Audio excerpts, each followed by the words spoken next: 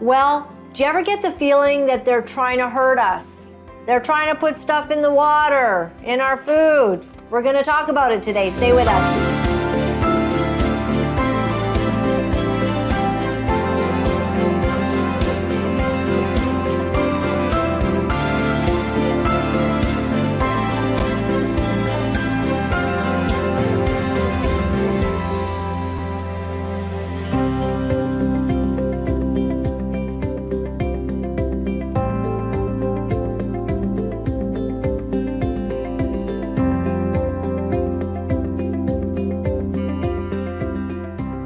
Well, hello everyone, and welcome to the beginning of the last days. My name is Laura-Lynn Thompson, and it is so good to be with you today. We are going to be talking about some very interesting things.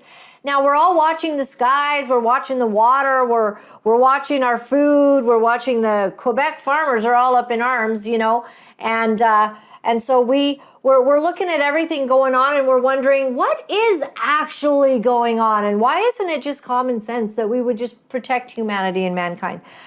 It's interesting. So you know how we roll. We read from my wonderful father's Bible every single show.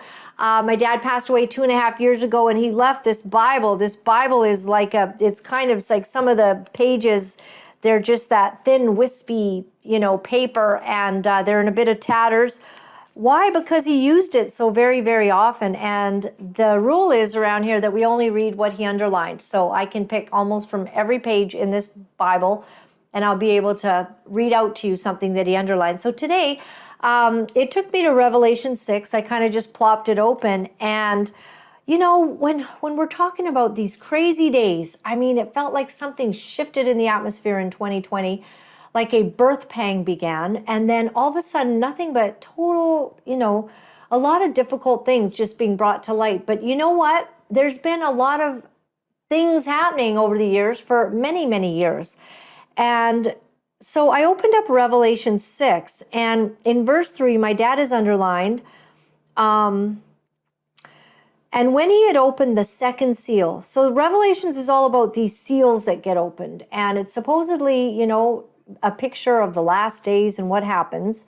And sometimes it's just like really bad stuff keeps happening. So, and when he had opened the second seal, I heard the second beast say, "Come and see." And there went out another horse that was red, and the power was given to him that sat thereon to take peace from the earth, to remove peace from the earth, and that they should kill one another, and there was given unto him a great sword.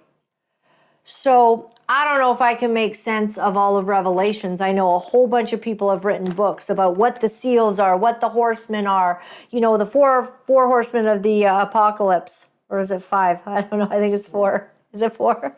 And so what they're given power to do. And in these last days, when it says that they're given a power to use a sword that basically, brings about death, it makes me wonder if, sometimes that's what we're seeing. So in any case, some very, very dark times have been upon us. Well, there've been some gentlemen and definitely some women, like we've had on this week, actually, but that have been fighting darkness and trying to get the truth out there. And we value that. And we always feature incredible people on this show that have been telling the truth. So listen to this. Our incredible guest today is Dr. Robert Dickson. And he has a degree in physical education, kinesiology, certification in paramedics from SAIT in Calgary. He's an MD from the University of Calgary and residency certification in family practice. Dr. Dickson co-led the anti-fluoridation program in Calgary from 1999, which resulted in water fluoridation being halted in 2011. He is the founder of Safe Water Calgary and launched their website, safewatercalgary.com, in 2017. He is also the chair of Fluoride Free Canada. Fluoridefreecanada.ca is their website. We want to talk to him because we have had some concerns about what they're trying to do to us and why it seems that we can't keep our water safe, of all things. So you've been fighting the good fight, Dr. Robert Dickson. Thank you very much for being here. We appreciate it. My pleasure to be on your show. I even got my first Spanish haircut. I'm coming to you from the Canary Islands. Oh, I love it. And so the Canary Islands, it's kind of late in the day there for you. So you've stayed up late for us. Yeah, it's about 10:30 here now. Very nice. And is it warm, and sunny? Yeah, most of those things, yeah. Yeah. Oh, I am just praying for that to happen here in Canada. Although we've had a couple of great days. We've had some of the coldest, like a super cold snap this year that made me want to be in the Canary Islands. So I'm going to join you there one day. Eh, hun? That would be fun.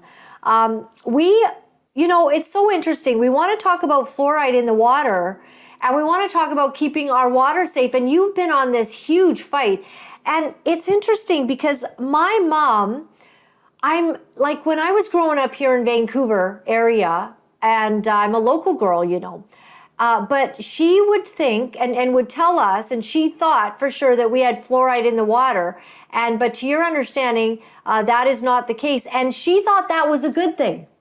And you've done a lot of research, and you're going to enlighten us today about Calgary's water and safe water and the world's water.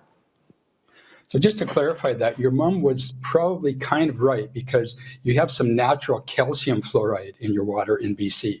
I mean, essentially the whole world has some natural calcium fluoride, and it's in the Earth's crust and most of our groundwater, but it's in very small quantities in most places in the world. So in Vancouver, it wouldn't be enough to make a difference one way or another with teeth or with mostly with your health. Okay. So my mom was sort of right then, we'll go with that. But the surprising thing, I guess, as time has gone on, is that we're realizing that, of course, our bodies are so much made up of water, and you want to make sure that you're putting the best things into your body. But we've had a few guests on that have showed us that it's not always that they're trying to keep the water safe. So what did you discover in your research and in your expertise that you've wanted to share with the world?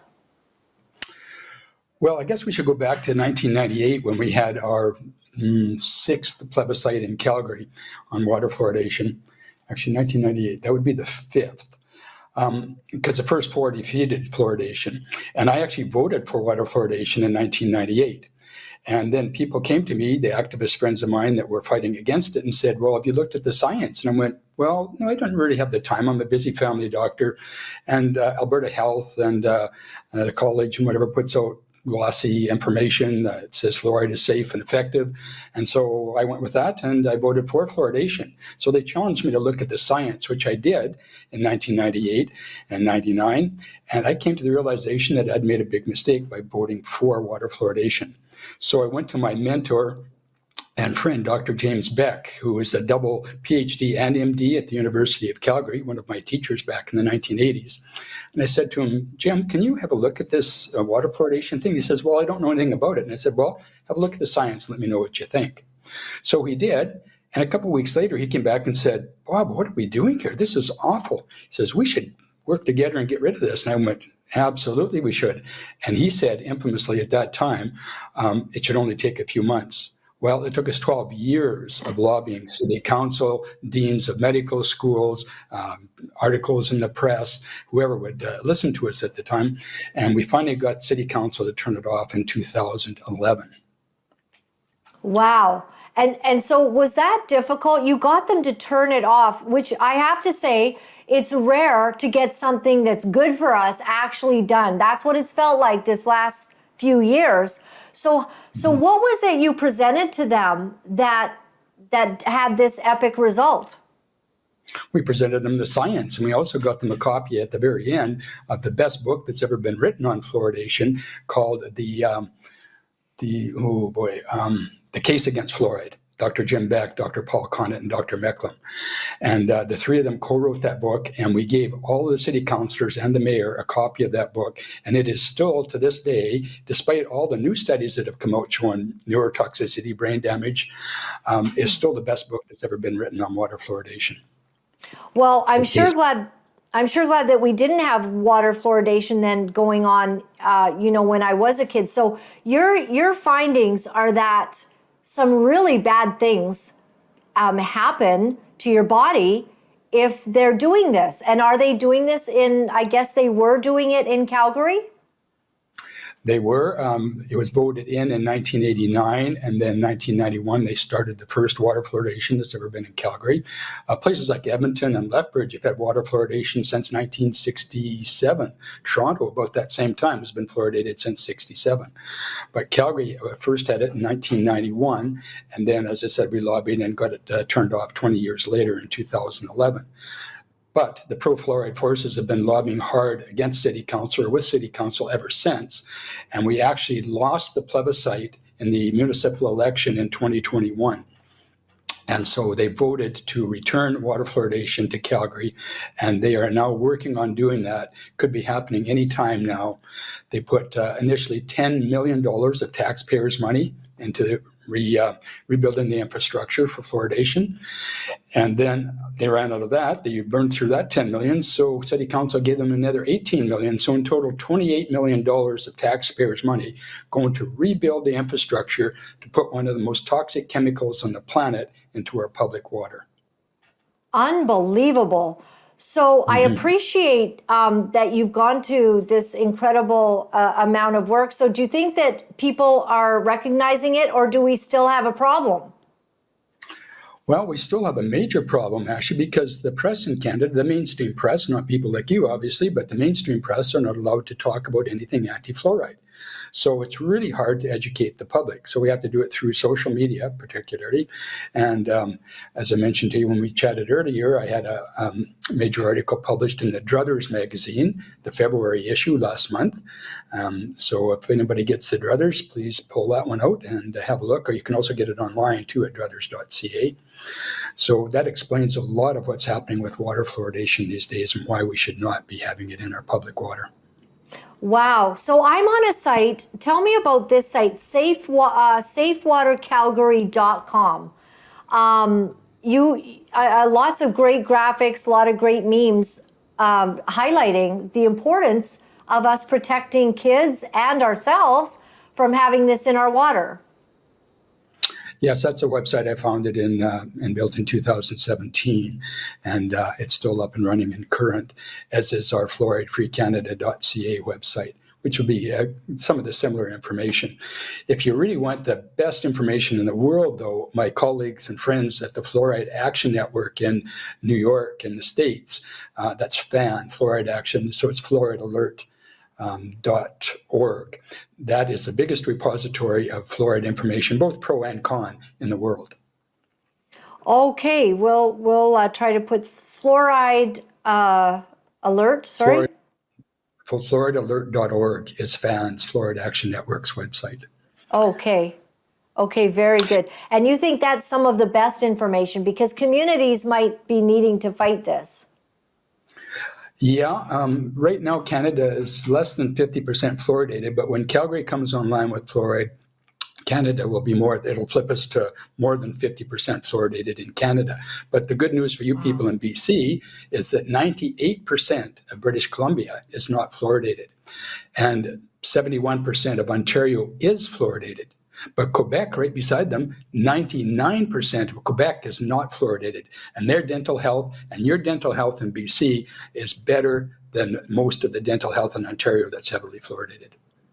Okay, so why would Ontario be doing this why would they have such high fluoridation then if the data and the facts are there to say it's dangerous? Well, you probably know from other things that are going on in this world that safe and effective is not usually quite the case. And in this yeah. They've been repeating that mantra, safe and effective, for about 75 plus years now. And fluoride is not safe and it's not effective. Wow. So do you feel that you're making headway then? Another one of these, fluoridefreecanada.ca, is that a website that you're also a part of with your colleagues? Yes, I'm chair of the board for Fluoride Free Canada.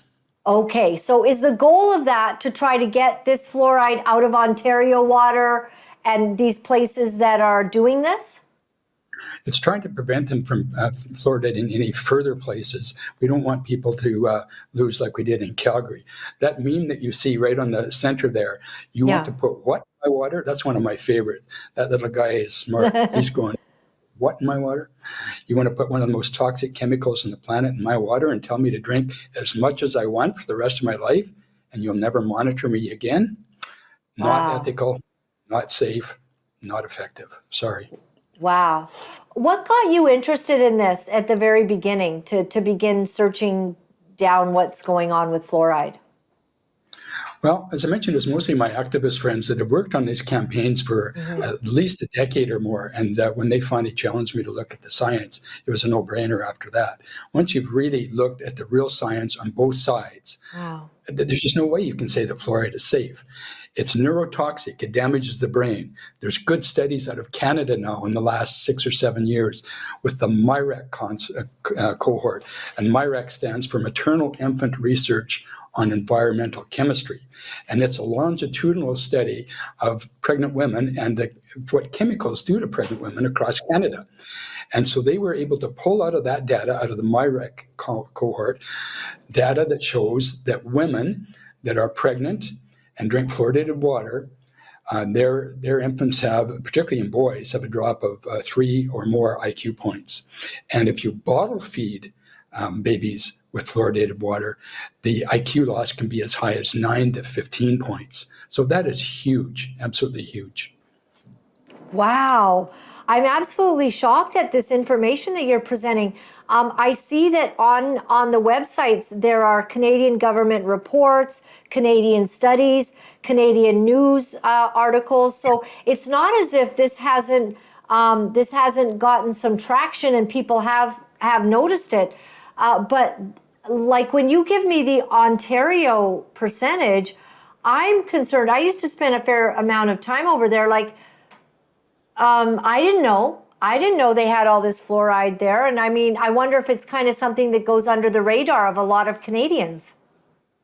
Laura-Lynn, if you took your microphone downtown in Vancouver and asked people about fluoridation, or even better in Calgary, and asked people about water fluoridation, 50% would say, water what?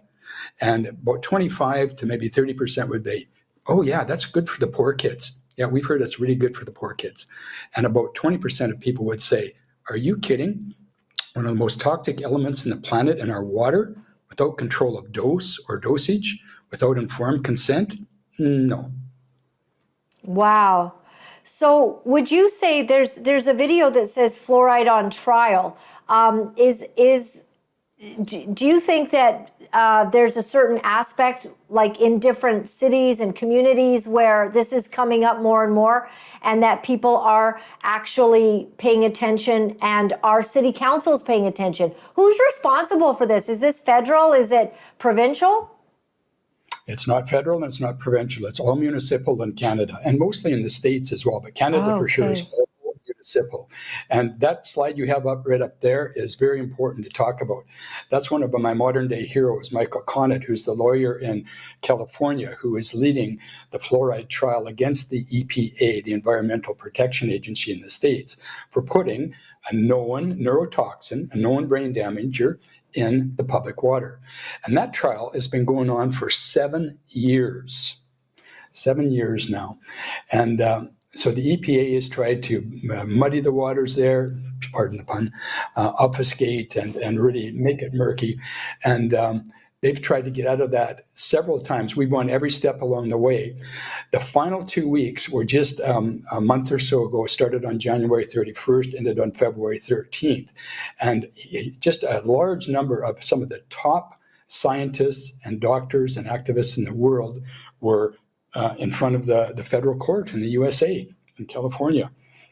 And Michael did a great job. Michael Conant, who you see talking there, did a great job of leading the plaintiffs. So the plaintiffs are the Fluoride Action Network, FAN, that I mentioned before, Mums Against Fluoride, Food and Water Watch, and then a couple of people that have been damaged by fluoride as well, and their children have been damaged and harmed by it. So those are the plaintiffs suing the EPA, the Environmental Protection Agency, to get fluoride a known neurotoxin out of our public water. So the trial wrapped up on February 13th, and then Judge Chen asked for additional information. He got that on March the 1st, and then the last part just a couple of days ago on March 15th. And now Judge Chen has to sit down and look at 7 years of information, all those affidavits and all those discoveries and all the testimonies. And he has to look at all those and do a written decision in the next handful of weeks or months. So we're anxiously waiting for that to come out. And all along the way, Judge said, EPA, you have to really look at this again. Yes. So would you say that with all of this, there's not that many places that are really pushing to put fluoride in, and that we really need to work on getting it completely out? Would that be fair? Or? It's really variable.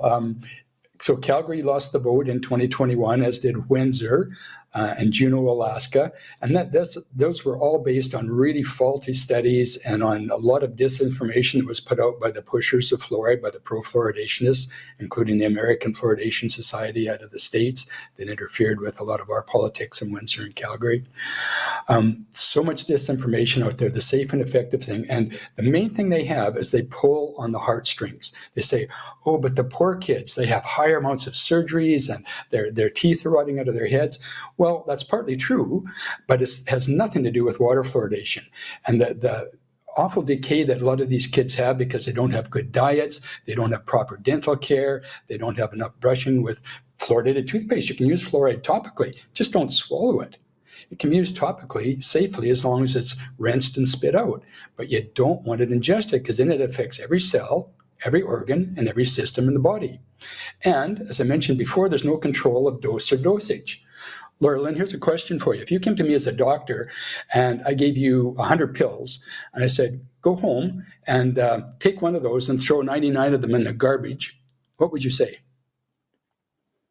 Well, I wouldn't understand, the use of that drug, that's for sure. How could that be good? Yeah.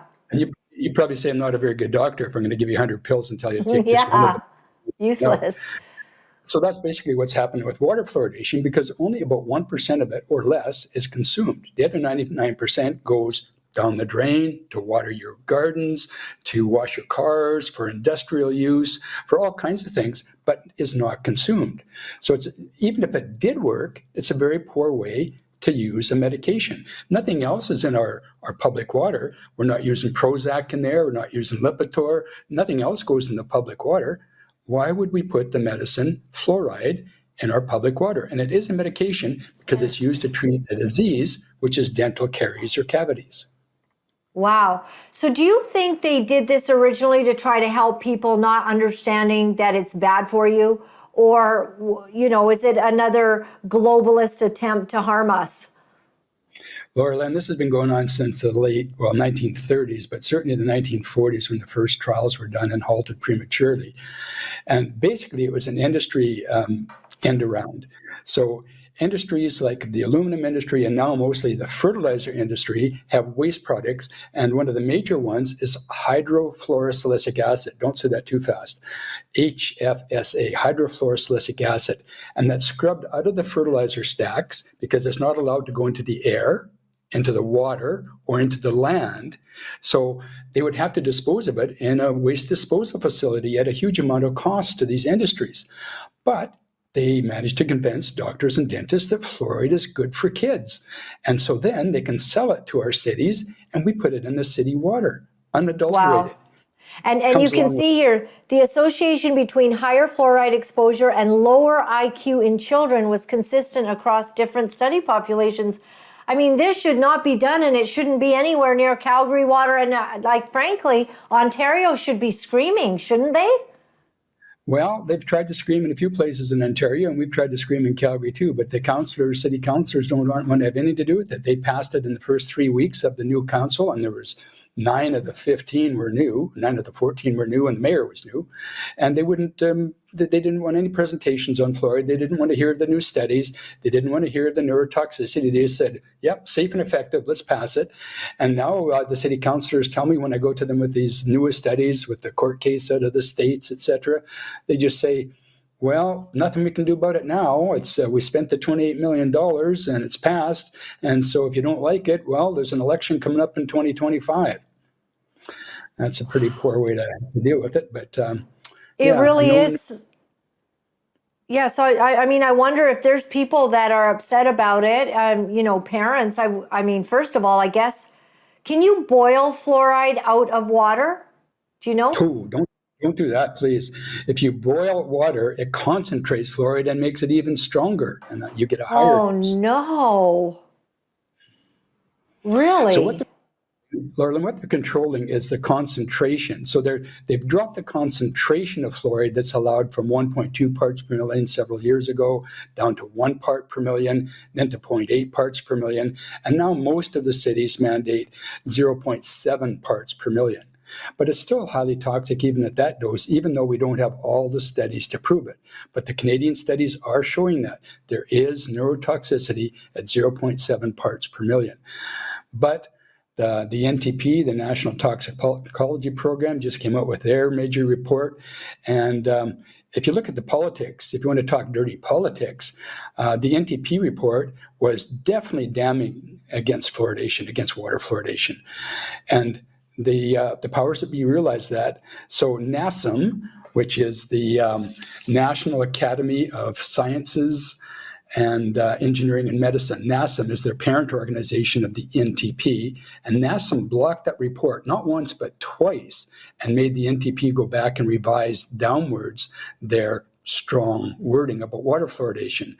And that report then is finally ready for release in May of 2022, and the director of the CDC actually went to the director of the HHS in the States, Human and Health Sciences, and they together blocked that report again. So it still is not available for the public. So we had to take it to the court, and Dr. Chen again, Judge Chen, who's leading the court case in the United States, unblocked the report just for him and for the lawyers within that court case. So the public still does not have access to the NTP report that was finalized in early 2022. Very damaging to water fluoridation, and that's why the powers that be don't want it released. So we've had freedom of information. We've got a hold of emails between those alphabet organizations in the States, the CDC, the FDA, the NIEHS, and all those organizations. And those emails prove collusion, that they actually acted together to block the NTP report. Wow. And you have to ask, in light of the data and the facts, why would you want to block this and to harm people? And this is why people have lost trust in all of our authorities. Absolutely. That's exactly what's happening. Unfortunately, the faith in the medical system is waning. I went back to medical school at a later age, and this is my 13th career. And I used to say, this is the best career I've ever had until the last 4 years. And then I'd have to kind of, look at that again. Right, because I know Dr. Zev Zelenko, before he passed away, he was trying to help people during this COVID, and he put out excellent information. And at the end of his life and before cancer took him, he said, I've lost all hope or faith in the medical establishment, that he has seen such corruption and the obstruction of the truth that it was just a very sad thing to see, because he had tried to be such an honest doctor. So This is part of it. And this is very disturbing, because I don't think we spend a lot of time thinking about things like this. I was misinformed, thinking, maybe we had this fluoride in. And my mom in the past seemed to think, oh, it's a good idea, so you've got a bit of fluoride, so that's helping your all teeth and all that. Well, we didn't have any anyway. So, but people can be fooled, I guess. But once you see this data, it's harming children's brains. it's really bad for kids. It can lower IQs and, give them a worse life in a way. This is not okay. No, and yet the pro-fluoridationists still push it. They're just pushing it like there's nothing wrong. It's safe and effective. The NTP report that I mentioned, 52 of the 55 studies on humans, there's hundreds of animal studies that showed neurotoxicity, but 52 of 55, or even if you look at the whole body, 64 of 72 of the studies in the NTP report show neurotoxicity. And if you ever look at the very quality of those studies, 18 of the 19 highest quality studies found a decrease in IQ. And that's at 7 of them were at 0.7 parts per million, which is what we fluoridate in Canada, like in Toronto and Edmonton and Lethbridge and places like that. So yes, it's damaging kids' brains even at concentrations in Canada. It's very alarming. So do you think that it would also it would harm adults? I mean, because you talk about children's IQ, but if you're just drinking water nonstop and you're drinking it from the tap, and you mentioned Edmonton and Lethbridge, so I mean, that's north of Calgary and south of Calgary. These places are not enlightened, only Calgary? Well, that's why Calgary tends to be a little smarter than those cities. If you look at IQ. Right. So is really it going to... Like if the IQ is only dropping 3 or 4 points, it's really hard to tease that out anywhere. But if it's dropping 8 or 10 or 12 points, it's pretty easy to tease that out. And they did with those MIRAC cohorts. So yeah, it's and there's new studies out too, like the Lotus study out of England. There were almost 18 million people in that study, and they studied it retrospectively from 2010 to 2020. And out of those 18 million people, they found that maybe they had 2 to 3% decrease in cavities or caries. 2 to 3% decrease if you're fluoridating for 10 years. Now that is not cost effective. Yeah, for 100%, especially when you're going to weigh it against all of these horrible things that can happen. So we might think we can boil our water and get stuff out, and that's not the case. In fact, we could be making it worse, which, I don't know, for uninformed people like myself, I might just think boiling water is getting all that crap out of it, and I'm going to be okay. But if you're in a city, and if I was in Ontario, and I'm going to send this, show, and everybody please share right now to get the word out. If I'm in Ontario, I'm really upset, I think, or maybe Edmonton. I've got friends in Edmonton. Gary, our senior producer, is in Edmonton, and this is not okay. You should, I guess, are you saying like we just shouldn't be drinking water, and water is like precious and wonderful? We should definitely be drinking water, but it should be good water. It should be safe water. That's why I have my nice blue fluoride-free shirt on, safe water shirt on. Right. And another thing to point out is fluoride is not necessary for a single body function. It's not necessary for a single thing. So if Elon Musk took all the fluoride to Mars, we'd be a lot healthier planet. We do not need fluoride for anything. It does make some things harder. So it makes teeth harder, and some people say stronger, but that does not actually prevent a lot of cavities. It's more the antibacterial effect, and just passing a little water over your teeth is not going to do anything for that. And the problem is, as I said before, it goes to every cell, every system, and every organ in the body. So ingesting fluoride is not the thing to do. If you want to use it topically. There's so many safer ways to use fluoride. Fluoridated toothpaste, rinses and mouthwashes and foams and varnishes, as long as you rinse those really thoroughly. Even some of those are coming under question now. But who's doing those studies? Who's funding those studies? The CDC's not doing them. The FDA's not doing them. The NTP, none of them are doing the studies. So, it's really hard to get funding, and good scientists know that.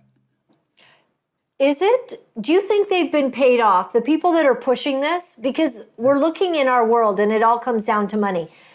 People pushed a lot of things in the last 4 years because a lot of people got rich off of what they pushed. So do you think that fluoride has that money backing that's making people's pockets lined? I wouldn't go as far as saying the scientists and the dentists and the doctors that are pro-fluoride are necessarily being paid for it. But who's making the money? Well, as I mentioned before, the fertilizer industry is making, say maybe $250 million or saving $250 million a year by putting this in our city water and selling it to us rather than disposing of it properly. But the main thing is Johnson & Johnson, Colgate, Pfizer, etc. Those are the ones that are making billions of dollars off their fluoride products. Now, that's not necessarily water fluoridation. That's the fluoride products like toothpaste, the gels, the foams, the rinses, and that sort of thing. But that multi-billion dollar is probably over $20 billion a year, but at least in the teens of billions of dollars. Those billions would really be affected if water fluoridation got shut down.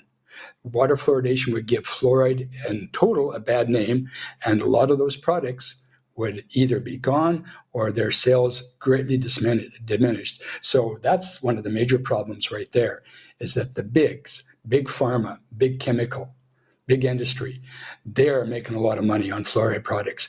They're the ones that fund a lot of the dental institutions, the dental schools like United States, with flow over into Canada as well.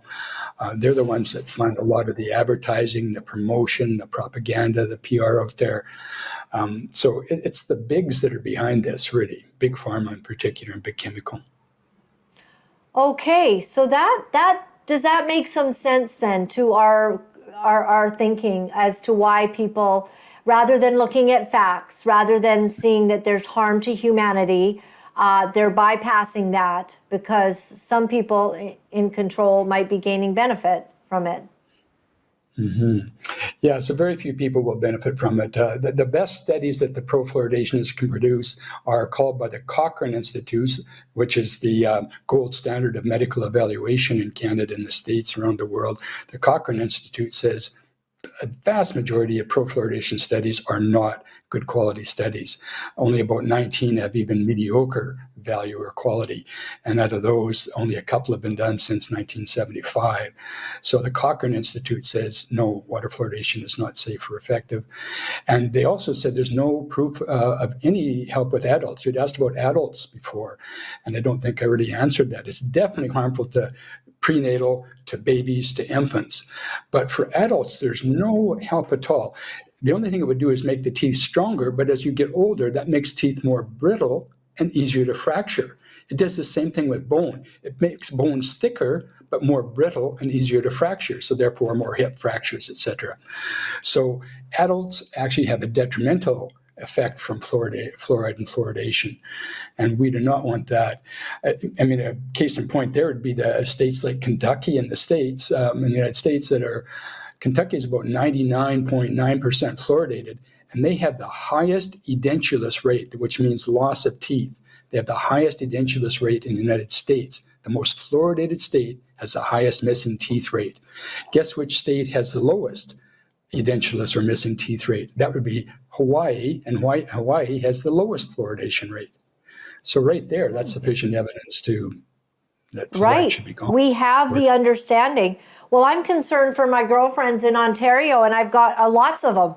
And so I'm going to be telling them that you don't want brittle bones. Somebody needs to say something. Is there anything that the average person could do? Could they send this very informative interview along with your website to their MLA, MPP, whatever they're called, to their and to their municipal city hall people?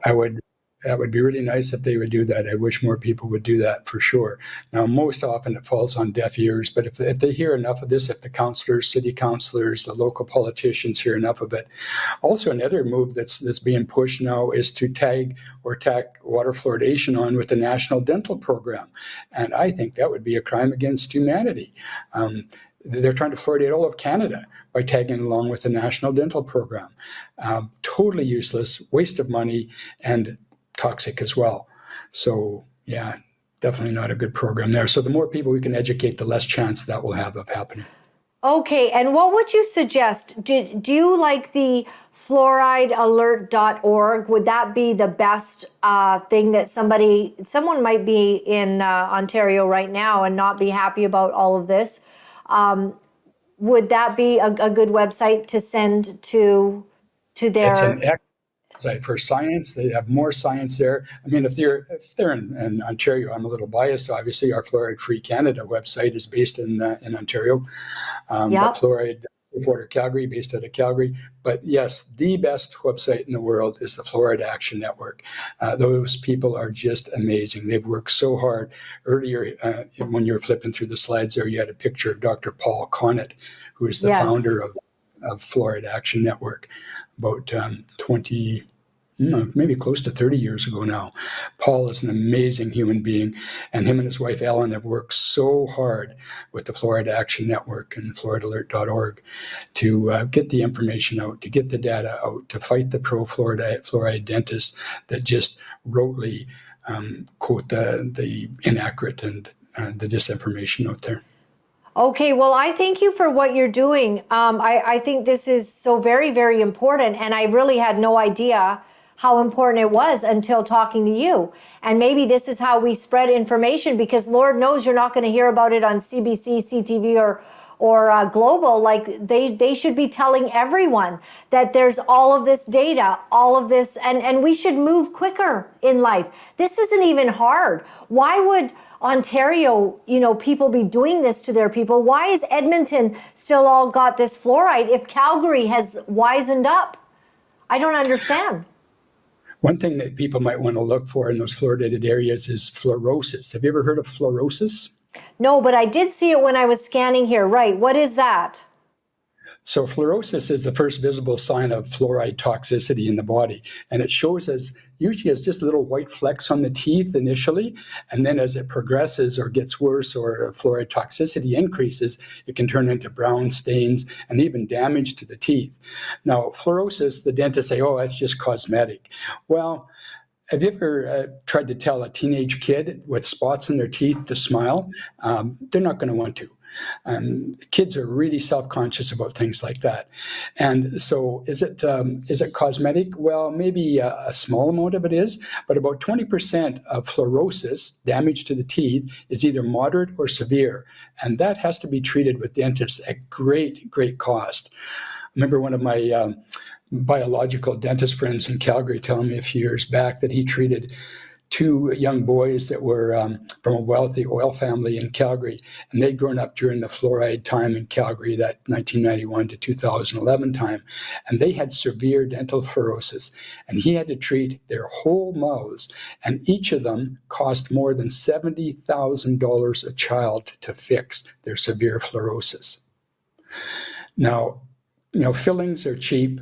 Not that we want cavities. We don't want dentists doing fillings necessarily on kids, but you can't compare half to one cavity a lifetime, which is what the best information the pro-fluoridationists have out there. Half to one cavity a lifetime. You cannot compare that to the damage that's done to brains, to thyroid, to bones, to kidneys. It's not even close. It's not in the same order of magnitude. Wow. So as a doctor, I guess you're making sure that you have good water. What's it like in places like the Canary Islands? What do you see down there? No fluoridation in Europe. 97% of Europe is not fluoridated, so there's no fluoridation here. We have some of the best water in the world right here on the Canaries. Right up the hill there from me in a little town called Terror is some of the best water I've ever tasted.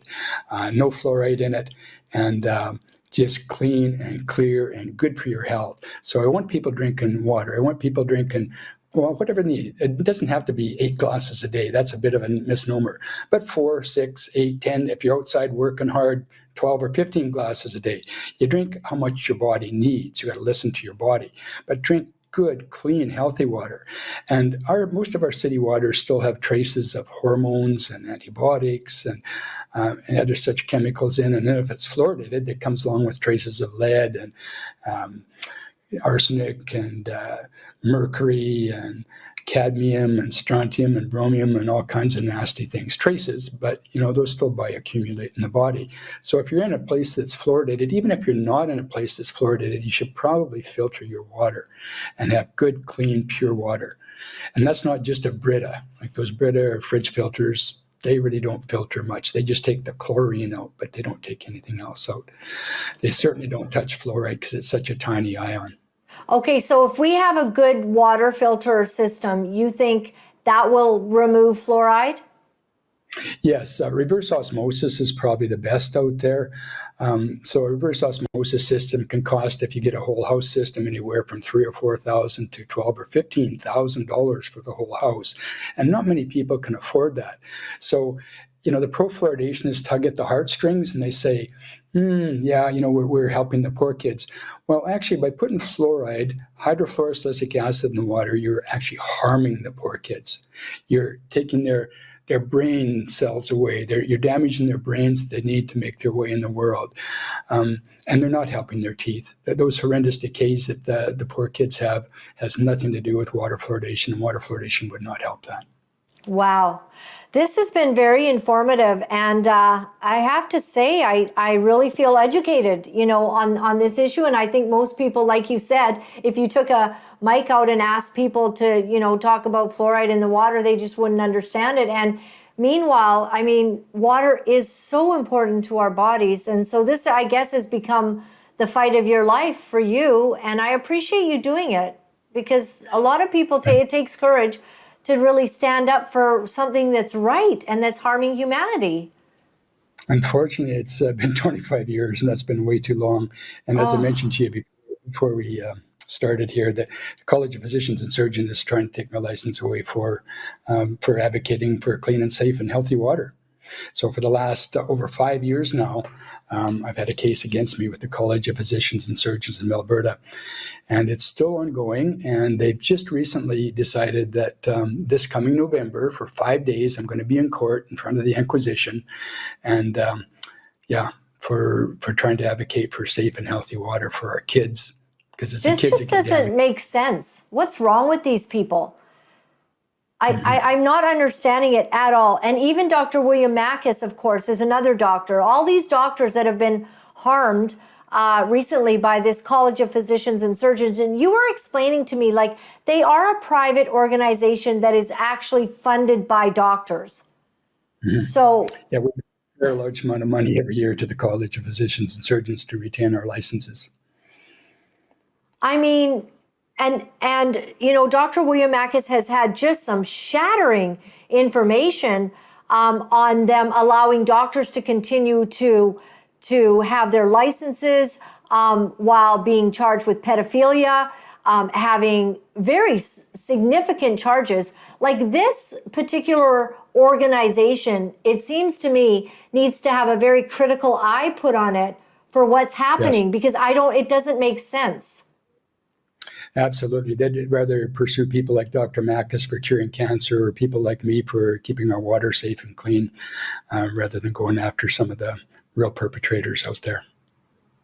Well, I just want to ask you to stay strong and let you know that a lot of people here love you and appreciate the work that you're doing. And thank you for fighting for us. Thank you for fighting for something that makes pure sense. The data and the science. I thought we were supposed to follow the science, and nobody seems to be following the science. This is not rocket science. Like, if a blonde girl like myself can understand, and I can look at some of these, I see here, on these sites that you've got, there's lots of lists of the studies that have been done. There's nothing not available for the College of Physicians and Surgeons to have a look at and go, you know what, we better for sure protect our children. We don't want them to have lower IQs. For Pete's sake, we better do something, but that's not being done. And it's only for people like yourself and others. I'll give you the final word that you'd like Canadians to know. Okay, well, that's a bit of a challenge to wrap up. Common sense. So you alluded to that just a couple of minutes ago. Common sense is not that common anymore, unfortunately. But if you use common sense, it's not common sense to put one of the most toxic elements in the planet in your water and tell people to take as much as they want for the rest of their life without informed consent, without control of dose or dosage. Take as much as you want, and we'll never monitor this again for the rest of your life. It isn't common sense. And you know what makes a lot of sense is you. And what makes a lot of sense is what you do and what you've been fighting for. And I'm so sorry for the 25 years that you've had to fight, and really thank God for Calgary. Thank God for Calgary seeing this, and the whole of Canada should be seeing it, the whole of North America. This is very disturbing. Even as I just sort of have, had a look while we've been talking, I urge everyone, please go to fluoridealert.org. And the other one as well was, what was it? SafeWaterCalgary.com Yes. and Yep. fluoridefreecanada.ca. And fluoridefreecanada.ca, which if we can share that one right now. It's got all these recent government-funded peer-reviewed science, and it indicates that fluoride has the potential to damage the brains of our children. It's got all of these studies. I just urge all of you. This is very informative, and apparently this is, we look at all the ways that we're getting a lot of toxins in our bodies, and we're alarmed because there's more cancers than ever. A lot of things have been told to us by doctors that are not true, and we're finding ourselves in a lot of trouble over it.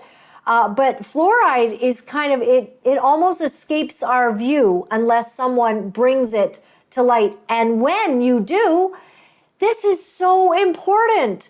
This is the basic part of, the drinking water that everyone thinks is safe, and it's clearly not. So I'm very grateful. It's most harmful to the babies, to our babies and children. Yes. And we just don't harm our kids. So let's give them their brain cells back. Let's keep fluoridated water away from our kids, protect them. And there's so many other ways to protect kids and our health. Vitamin D and vitamin K2, D3 and K2, those are the best things. They're way more. Yes.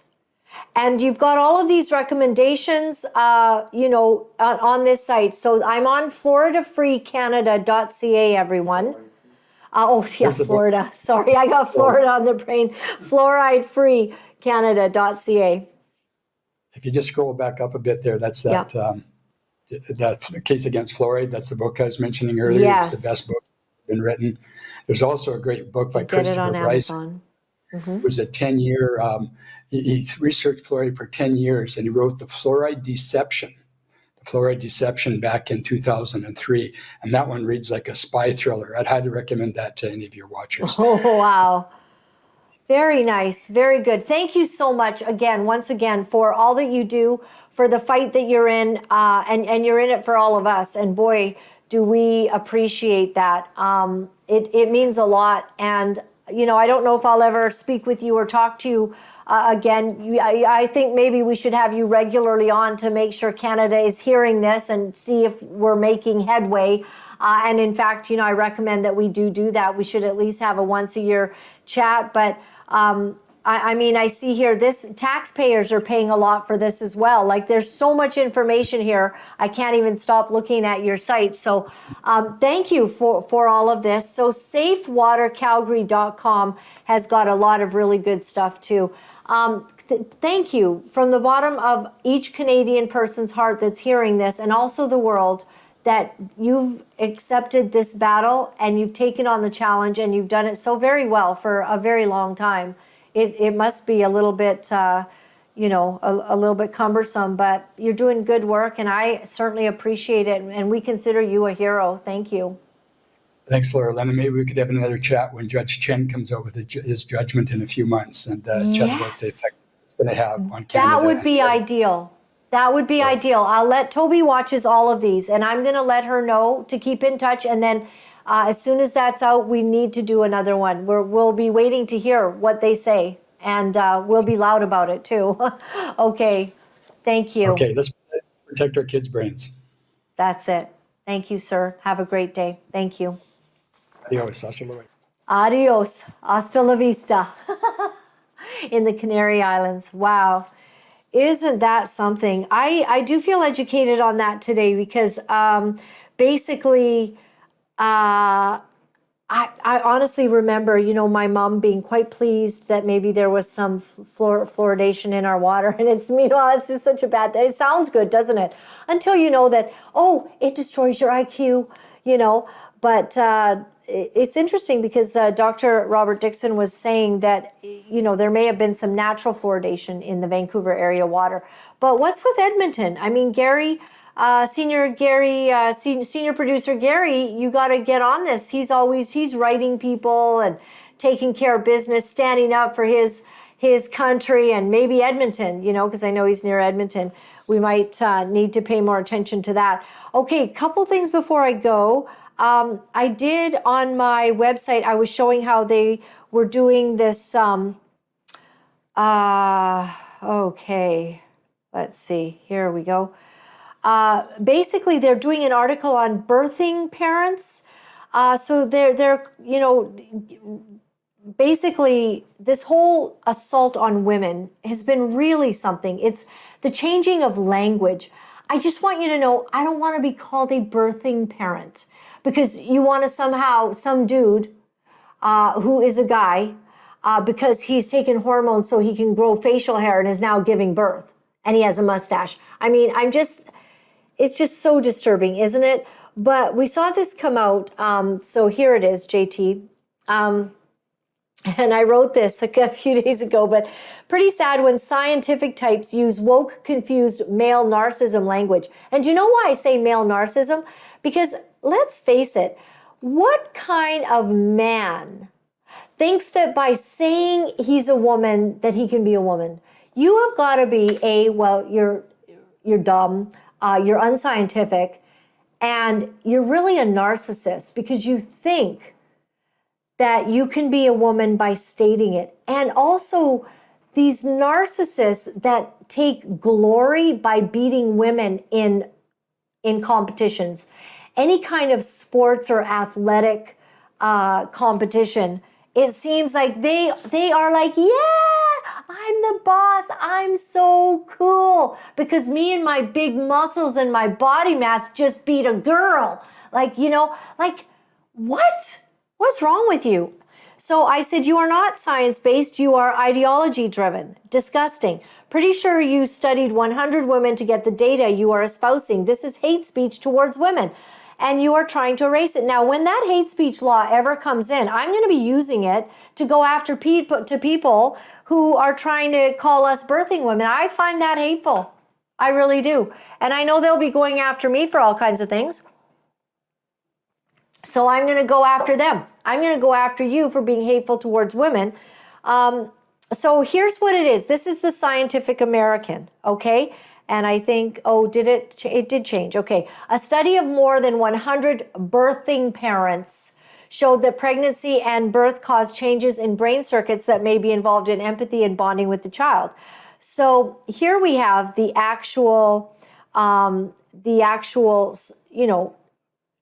publication that's in the, some sort of science publication.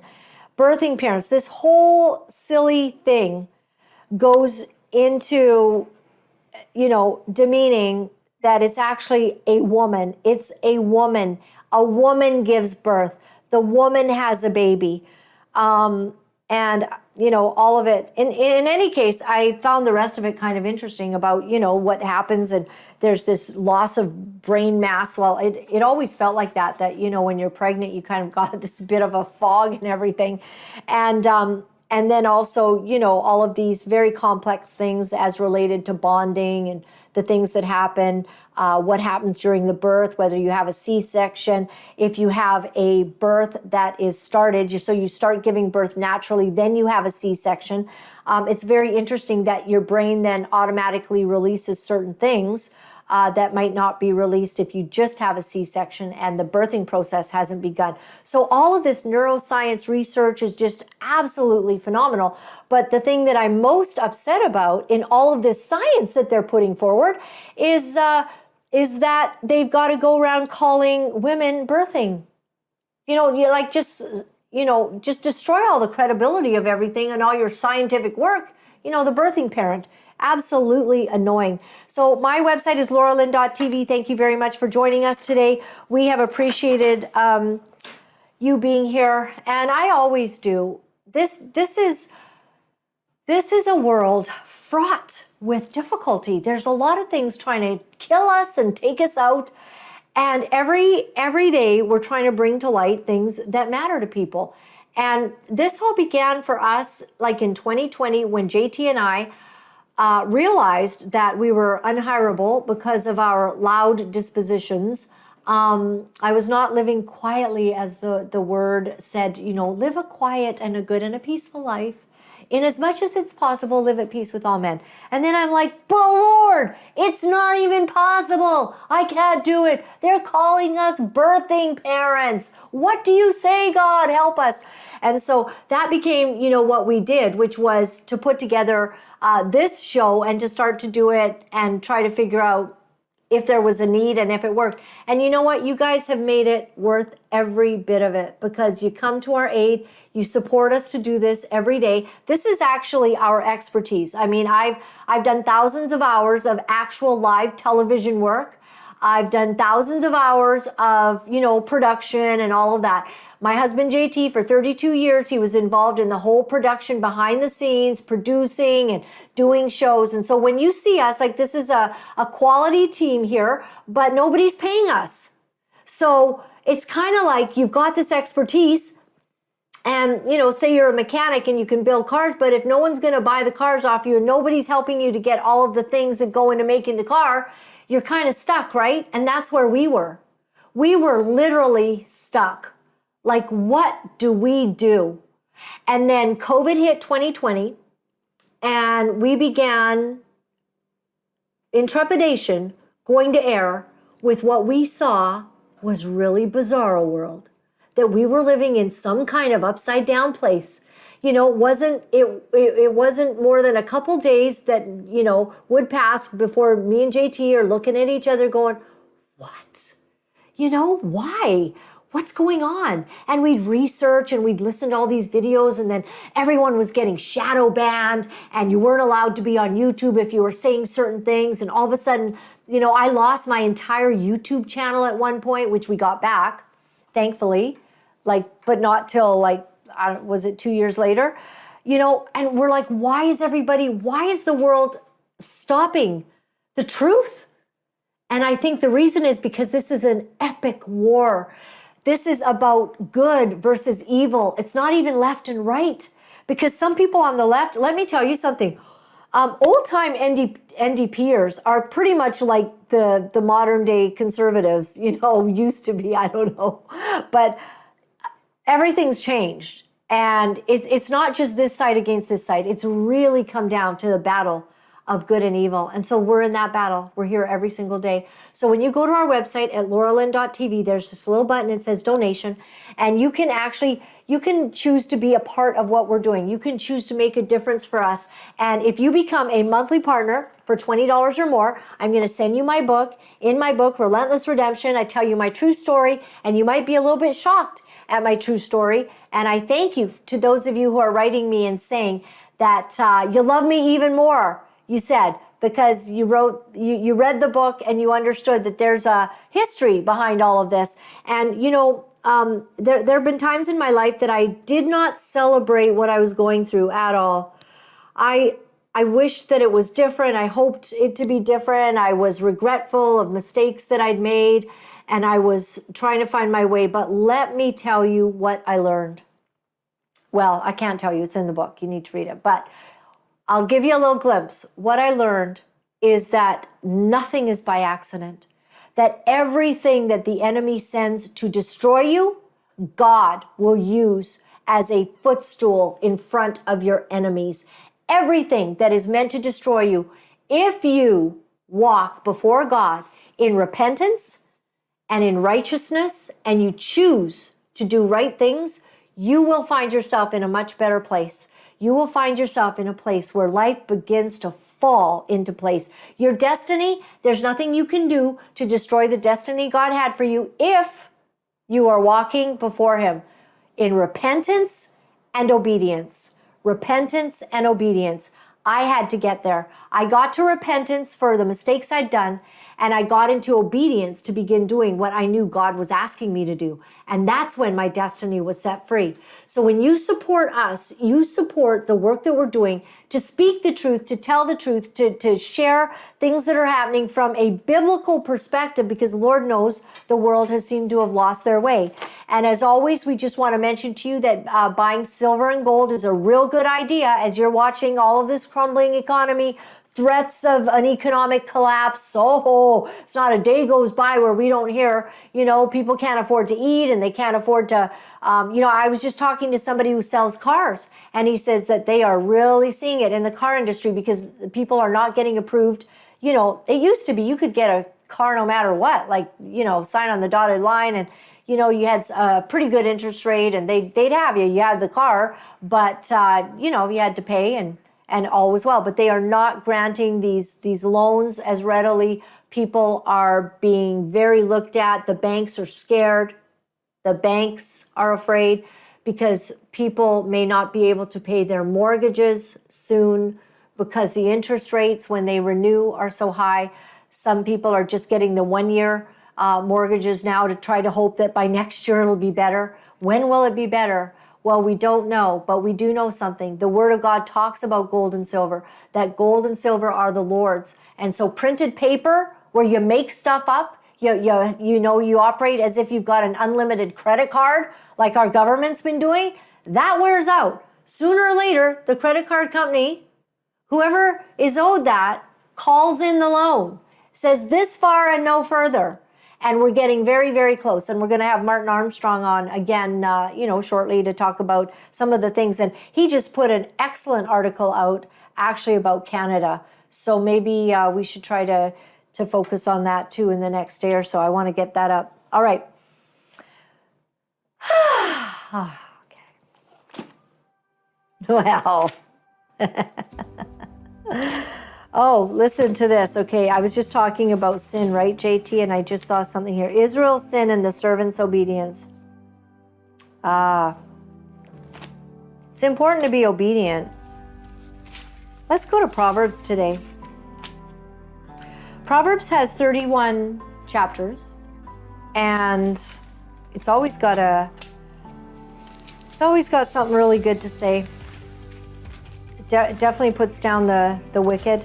Proverbs 13, a wise son heeds his father's instruction, but a mocker does not respond to rebukes. From the fruit of their lips, people enjoy good things, but the unfaithful have an appetite for violence. It's what we're seeing in our world today. A whole lot of people that have an appetite for violence, that are not willing to live by righteous standards, doing what is right, love, walking uprightly before the Lord God, the God of Israel, the one true God. Those who guard their lips preserve their lives, but those who speak rashly will come to ruin. A sluggard's appetite is never filled, but the desires of the diligent are fully satisfied. The righteous hate what is false. Honestly, I think that's why there's such a growing righteous anger. And there's several kinds of anger in life. There's the anger where, you just have a bad temper and you're just impatient, you're nasty, and you got bad character flaws. That's not good. To just be an impatient and angry person, that's not good. But I think the Lord has a real allowance for something that the Bible calls a righteous anger. The righteous hate what is false. We hate it. And I count myself among the righteous because I detest lies. I detest what they've done to us. And I know you do too, if you're watching this. So let's give ourselves a little bit of room to have righteous anger and to be upset, to be righteously indignant that there are authorities and people that lie to us, and that there are people who they accept a bribe. They accept the bribe of money, and they allow something like fluoride to go into our waterways. They accept the bribe and they put forward a solution to some ailment of mankind, such as we've seen produced in this last 4 years, and they put it forward as safe and effective. And it's false, and there's nothing true about it. Let's give ourselves a little leeway to be able to say that has enraged us because it's pure evil and it's harmful. The righteous hate what is false, but the wicked make themselves a stench and bring shame on themselves. When I think of that word stench, you know, JT, it reminds me of the judge, what he said about Fannie Willis. Odor of mendacity. Yeah, an odor of mendacity, which I honestly have to say I really didn't know what that meant. It means a stench. Do you know why? Because what you're saying and doing has a smell of evil to it. And it's okay to have a righteous anger against it. God bless. See you tomorrow. You know, it's not easy to deliver the truth of what our sick world is doing, but for some of us, we feel that we have no choice. Because if we are silent about these abominable things, then we are letting evil go unchecked, and we cannot do that. For those of you wonderful people who are writing me and are sharing your encouragement, I am deeply grateful. Thank you for all the letters that you've been sending. Thank you for the donations and the support. I found out that in order to speak the truth, you have to become very, very strong. If you would go to my website at www.laura-lynn.tv, you'll find all of the ways that you can contact me. Remember, my friends, all is well. All is well. Thanks for joining me.